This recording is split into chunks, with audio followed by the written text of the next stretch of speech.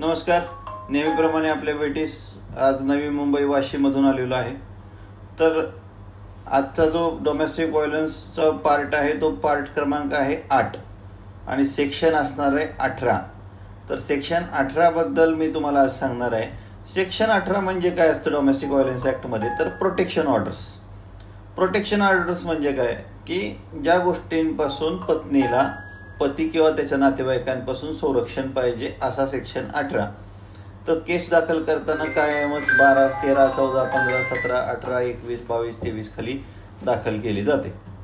त्यातला सेक्शन 18 हा एवढ्यासाठी महत्त्वाचा आहे की ज्या पत्नीला वाटत असेल की पती तिला फोन करून त्रास देईल, घरी येऊन त्रास देईल, तिची तर राहते ते येऊन त्रास देईल, तर त्यासाठी कोर्टातर्फे प्रथमदर्शनीच पहिल्या ऑर्डरमध्येच पतीला मज्जाव केला जातो.